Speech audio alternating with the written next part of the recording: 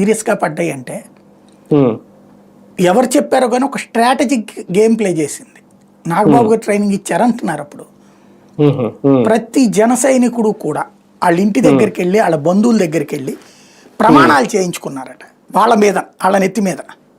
ఉమ్, ఆ, పవన్ వస్తే మారిపోతుంది అద్భుతం, చంద్రబాబు ఏదన్నా చంద్రబాబు మీకు నచ్చకపోయినా సరే ఖచ్చితంగా పవన్ కళ్యాణ్ బాగు చేస్తాడు, అతనికి ఇవ్వాల్సిందే ఈసారి ప్రమాణం చేయండి అని చెప్పి వాళ్ళ మీద ప్రమాణాలు చేయించుకున్నారు తల్లులతో తండ్రులతో, అట్లాగే వృద్ధులతో వాళ్ళ ఇంట్లో.